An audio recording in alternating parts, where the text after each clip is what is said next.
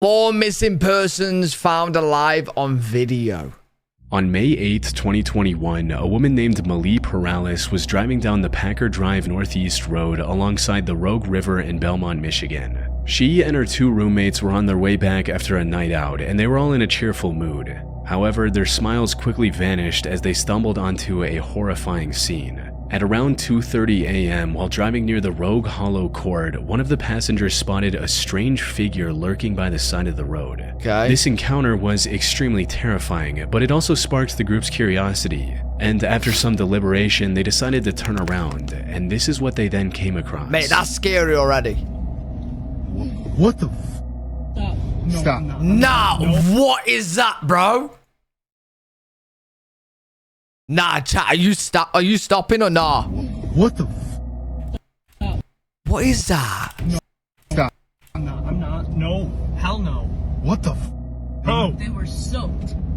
They saw what looked like a young woman drenched from head to toe as if she had just crawled out of the nearby river. What? She also looked like she was crying, banging her head on the road and waving for help. Malie posted the video of this encounter on TikTok and it instantly went viral, leading people to come up with all sorts of far-fetched theories about ghosts, spirits, etc. However, as wild as the theory Yeah, I ain't gonna lie, chat, I would call the cops, but I'm getting out of there. You don't know what the story is, chat. That could be a setup, it could be a demon, it could someone that need help. I'm calling the cops, they can help. I'm getting my ass out of there, bro. I'm too scared for that. I'm out of there. theories got, Malie later posted several videos shutting them down and revealing what really happened. According to her, they kept circling back and driving past the disturbed woman several times after recording the first video to Bro, make sure she call the was okay. cops. While none of them had the nerve to get out of the car and approach her, they did call the cops and waited nearby until help arrived. Okay. The woman was then taken to a nearby hospital where she was treated for cold exposure. As it turns out, she somehow fell into the Rogue River from the east side and swam across it onto the road. Okay. Yep, she had to have come up out of the water. Yep, there's a dig spot there. What was she doing there, though? So she came up from down there. That's had to have been why she was so wet. This was the spot that she had left. I don't know why. Chat, is that a normal thing just to be strolling around like the river at night like that? Is that a very normal thing in America or not? Or what was going on. Why is she just strolling in the middle After of the regaining forest? some composure, she also revealed that the woman was from Kalamazoo, a town that's over 60 miles from where she was found. Okay, weird. However, she had no recollection of how she got to Belmont and fell in a river so far away from home. From what we know, she was most likely experiencing a severe mental break, where her memory gap was caused by a rare condition known as fugue state, something we covered in our previous video on the most disturbing mental disorders. For those who don't know, a fugue state is a rare condition where a person suddenly loses their memory and starts acting like someone else. Oh, They might what? wander off, travel long distances, or do things completely out of character without realizing anything is wrong. It's usually triggered by extreme stress or trauma, and once it's over, the person often has no memory of what happened. And while this Oh my condition God. is quite rare, Bro, that would be so trippy. Because like, oh, I bet so many men would use that as an excuse. Babe, I don't know how I ended up at the strip club. I don't know how I got here, man. Maybe it was my other self. I don't know. I just woke up here. Like, bro, I bet so many people make that excuse. all the signs suggest that's exactly what happened to this mysterious woman from Kalamazoo, especially since the authorities later found her car parked behind a random house just east of the river. What? She likely drove to that neighborhood on her own but had zero memory of doing so, which fits perfectly with the known symptoms of fugue state. Malie also shared her That's video in a called local blackout. Facebook group, hoping to find more answers about what went down. Unfortunately, the responses she received weren't as helpful as she'd hoped, since most people in the neighborhood believe the screaming and noises were just the sounds of a wild animal, like a coyote. But there were a few responses that deepened the mystery, Oh. like this one person who remembered meeting her earlier that same night, stating, "Saw this person between Van Dam and Packer Woods around 10:15 p.m. Friday. Asked her if she needed help, to which she responded no." Another person also mentioned hearing about a woman walking into his neighbor's house, yelling hello 3 times and then leaving on her own. And while this added further evidence supporting the fugue state theory, these responses still left a key question unanswered. Who was she? Malie tried to contact both the police and the hospital for answers, but despite her insistence, both the police officers and the hospital staff refused to reveal her real name. That said, we still have enough information to make an educated guess. Based on everything I could uncover, the mysterious woman in this unsettling video was most likely Mei Zhou. She was a 28-year-old Chinese woman who went missing from Kalamazoo on May 6, 2021. Before her disappearance, she told her friends that she felt like she was being followed by a stalker she met online. Unfortunately, these are the only details about her case that were made public. I couldn't find any clear answers on whether the stalker was real or if she was just overwhelmed by paranoia. In either Wait, I don't know. The fact that she felt like that, like she could have got drugged. But then again, all the stories of like a woman walking in the house and like being weird, maybe it is just mental. case, the constant fear and stress of feeling watched likely drove her to slip into some variation of the fugue state we discussed earlier. Probably. Hopefully she received the mental help she desperately needed and is now in a better mental state than she once was. Damn, bro. Tracking down a missing person can be an extremely daunting task, but tracking down a person's personal information Yo, I would absolutely love to be a detective and like track down people. I feel like it would be so cool. Especially if you got all like the... Oh, bless me. Jesus. Well, I couldn't stay hidden because I can't stop sneezing, but you know, allergies. But if you got like all the tools and that'd be so fun. Thank you, guys. In June of 2024, streamer Lacey and his friend Clicks were doing an IRL live stream in Miami, Florida. Wait, why are they on this?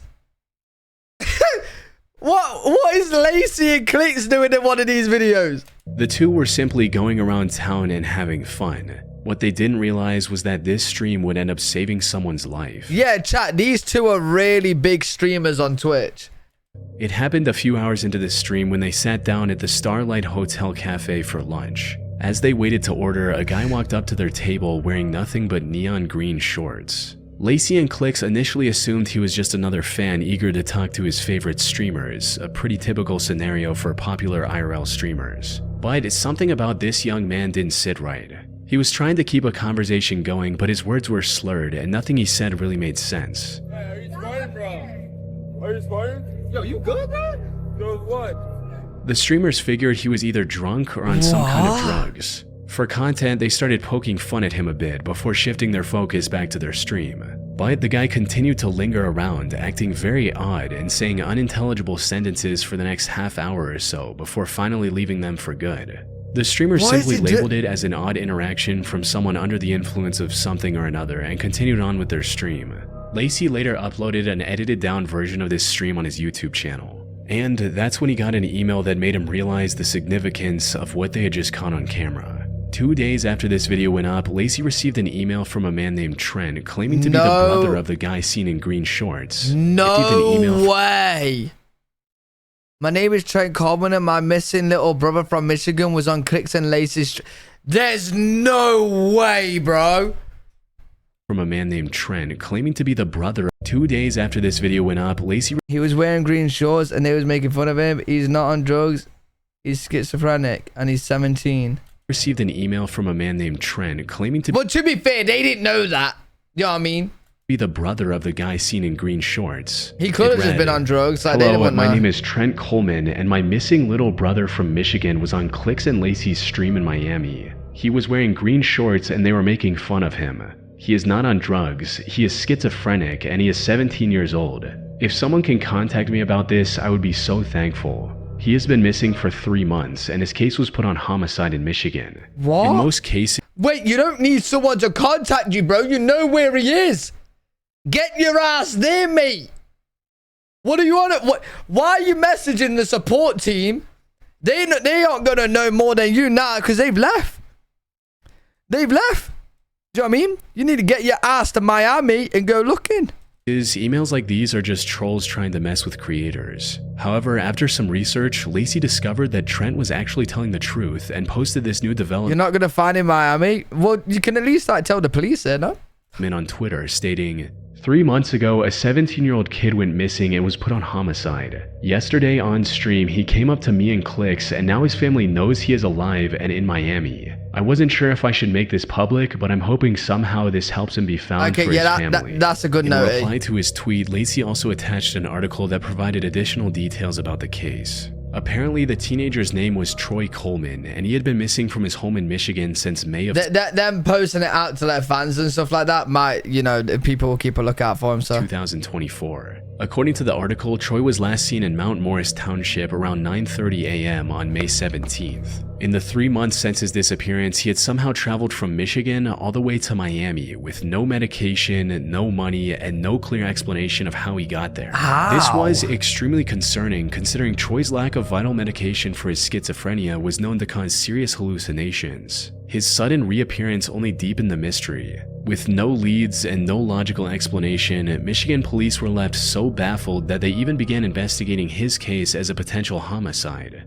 So, the fact that Troy randomly appeared on Lacey and Clix's stream and his brother just so happened to be watching that stream was nothing short of a miracle. But somehow, the coincidences keep piling up, and what happened next made the whole situation even stranger. While Troy was still on stream, another young fan approached the two streamers and tried to strike up a conversation. However, before he could even introduce himself, Troy interrupted them again and started saying something to the younger fan. He was still talking incoherently, which made the streamers even more uncomfortable and confused about his intentions. During this time, he also gave the younger fan the styrofoam cup he was holding. The young boy quickly took a sip of whatever was in the cup and walked away. Lacey's cameraman noticed the exchange and immediately pointed it out to the streamer. By now, they were convinced that Troy was on drugs, and that raised a serious concern. Had he just given the kid something laced? Not wanting to ignore it, Lacey decided to confront Troy, asking him directly what was in the cup. But to their surprise, Troy's answer was a lot more coherent than expected. He simply stated that it was just a soft drink from Beacon Hotel. What was in the drink? What was in that drink? In the drink? Yeah. You gave it to him? It was Coke from Beacon Hotel. Like Coca-Cola? Making sure. You gave it to the kid. I gave it to a kid. This coincidental interaction gave authorities the crucial lead they needed. Troy was, in fact, staying at the very hotel he had mentioned. From there, it didn't take long for investigators to track down Troy and reunite him with his family, who were overjoyed to have him back. Wow. In a later interview with People.com, Troy's father, Weston Coleman, shared even more heartbreaking details of what Troy went through. According to him, Troy actually wanted to visit Florida to find and meet celebrities. He did his research online and saved up as much money as he could before setting off. Troy made it to Atlanta by bus, but that's where things took a turn for the worst. During his stay in Atlanta, he was robbed of everything he had. Left with nothing, he traveled the rest of the way to Miami completely broke. Despite the hardship, his family was ultimately glad that he was still alive and well, with his father stating, "I'm just glad he's alive at this point, and now can't believe we found him. We all feel a lot better, and we thank everybody." From what I can find, that Troy's been living with his family in Michigan ever since, and has managed to stay out of any more trouble. Bro, that is actually crazy. The chances that people IRL streaming literally found him in the background on it. That's nuts. On August 3, like imagine they was never streaming there and he was not there while their stream was there and they never actually met. He would probably still be in Florida or even worse. 2013, 40-year-old James DiMaggio invited family friend Christina Anderson and her two kids, 8-year-old Ethan and 16-year-old Hannah, over to his home in Boulevard, California. Hannah Montana? He claimed it was just a farewell visit before moving to Texas. And this wasn't anything unusual. James had been a close friend with both Christina and her husband Brett for quite some time, and was like an uncle to the kids. And since Brett was away for a 3-month job in Tennessee, James helped the family regularly with things like driving Hannah to and from her gymnastics class. However, what seemed like an innocent invitation quickly turned into a horrifying nightmare. It started on August 4 when the children's grandparents called the police and reported the family as missing after not hearing from Christina all day. They also informed the police about the family's plan to visit James. However, when investigators reached James's home, it was already engulfed in flames. Firefighters rushed to the scene and suppressed the fire. Unfortunately, they were too late. Inside the burnt house, they discovered the bodies of Christina Anderson, her son Ethan, and even the family dog. And while this could have been nothing more than a tragic accident, the reality was far more cruel. Later autopsy discovered severe injuries on Christina. These included signs of plastic cable ties around her ankle and arms, duct tape marks around her neck and mouth, multiple fractures in her right arm and both legs, a cut on her neck, and signs of at least 12 heavy strikes to the head. Oh my God. Her 8-year-old son Ethan also had multiple fractures throughout his body. However, despite the horrific scene, there were no signs of James or Hannah anywhere near the house. It didn't take long for investigators to connect the dots and realize that James DiMaggio was the mastermind behind this horrific crime. It also became clear that he had orchestrated the murders not just out of violence, but with the intent to kidnap Hannah. His actions were calculated and driven by some twisted obsession as he took her from everything she had in her life. After learning about this, the police quickly issued a statewide Amber Alert in hopes of getting any information regarding James and missing Hannah's whereabouts. In the meantime, investigators also discovered security footage of James passing through the Border Patrol checkpoint in Pine Valley at around 10 p.m. This also prompted them to launch a massive manhunt spanning the entire Pacific coast from British Columbia to Baja California. However, despite the massive effort and the hundreds of man-hours put into the search, the manhunt turned up empty. Every lead seemed to result in a dead end, and the odds of successfully rescuing Hannah started to dwindle with every passing day. Things looked bleak. That is, until 3 days later when 2 horseback riders spotted a man and a girl while trekking through the remote wilderness of Cascade, Idaho. They had seen the broadcast of Hannah's disappearance on TV and instantly recognized the young girl and her captor. They reported the sighting to authorities, who instantly began investigating the area, and soon after they found James's car with its plates removed to avoid detection. However, it still took them 3 more days to track down the campsite James was hiding in. The FBI had set up a jet with a sophisticated long-range camera recording from thousands of feet above, which is what you're seeing now. This footage confirmed they had found the missing Hannah. On the 10th of August, the FBI took it upon itself to rescue Hannah and mobilized a tactical team for the mission. They kept eyes on James for some time, looking for the right moment to attack. That's crazy though, the fact that like he just killed her family though like that. Like, bro, what did they, you know what I'm saying? Like, what did they do? Like I understand he's a weirdo when he's kidnapping Hannah, but why didn't you just kidnap her? Why have you killed the family as well? You killed the family and then you kidnapped. That's horrible, man. However, he was sticking close to Hannah, which made it near impossible for the rescue team to make their move. Fortunately, after some time, James moved away to gather some firewood. And while he was completely oblivious, Hannah actually spotted a rescue helicopter and started waving for help. This was the perfect opportunity, and the FBI didn't let it go to waste. They quickly moved in and carried Hannah to safety. After noticing the rescue mission, James took out one of the guns he had with him and fired at an officer. The rescue team then returned fire, resulting in him getting shot 6 times in the head, arms, and upper torso. So he's dead. Hannah was finally safe. And while this was one of the most terrifying experiences a teenage girl can have, Hannah's managed to completely bounce back. She is now 27 years old and is happily living with her husband and 1-year-old son in Vancouver, Canada. Poor girl, bro. Oh. Oh, no. Oh, that's sad. Her mom, brother, and dog. Man, what a dick, dude. What? I just don't understand why. Like, why kill them? What a freak. On the 27th of May 2013 at around 4 p.m., 73-year-old Robert McDonough disappeared from his home in Portland, Maine. Now, an elderly person going missing is extremely stressful on its own. However, what made Robert's situation even more dire was the fact that he was also suffering from dementia. For those who don't know, dementia is a mental condition which makes it difficult to remember things, think clearly, or even recognize familiar faces. People with dementia can forget everything from their own names to the faces of loved ones, leaving them confused about where they are or how they got there. This can also extend to forgetting where they live. For someone with dementia, wandering outside can quickly turn from a harmless mistake to a— Oh my god, Janice. Wait, you think from my accent I'm from Birmingham? Okay, I live in Birmingham right now, but I've only been in Birmingham for like a year. I'm from Nottingham. Nottingham. But yeah, crazy guess. I'm there right now, but I'm from Nottingham. life-threatening situation. A person with memory loss isn't just lost in terms of direction, they're lost in terms of identity and awareness. They forget how to care for themselves, how to recognize danger, and how to make decisions in an increasingly hostile world. These conditions could prove to be lethal for a healthy young adult, and the danger is increased tenfold for a frail elderly man trying to navigate a world that no longer makes sense to him. He could have easily wandered into traffic or tripped and fallen in a remote area, and no one would have known. Put simply, Robert's life was in extreme danger. This is also why the authorities moved quickly after receiving the missing report and began searching every corner of the city within hours of his disappearance.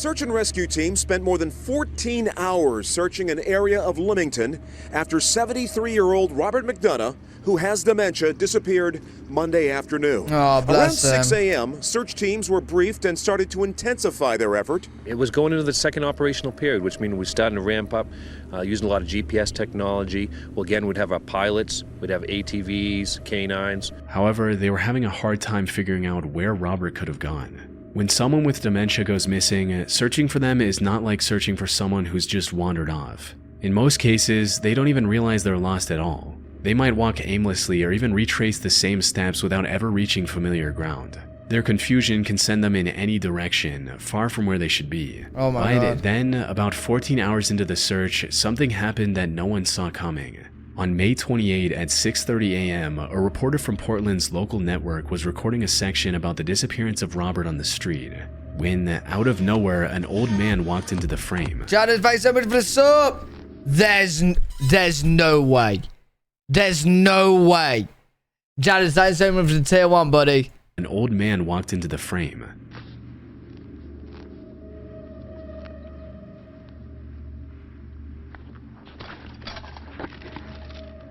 There's no way. At first, the reporter brushed him off as just another bystander. But after a few moments, he suddenly realized who the elderly man was. This was Robert McDonough, or Bob as he went by, the man everyone was looking for. Anybody give a phone call? I'm calling the warden service there at the I'm still on the phone. This is Bob. This is you identify him as Bob McDonough? I think so. It's Bob McDonough. Yeah. He looks a lot like a Watch guy. yourself. Watch yourself here, sir. Yeah. That's Bob McDonough. Fortunately, he was completely unharmed, despite being out in the cold all night.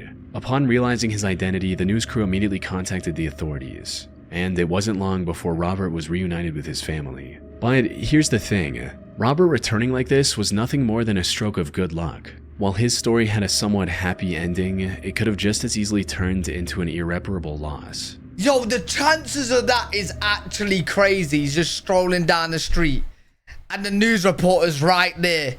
Did this guy get hit? Insane. That's, bro, the chances of that is mad.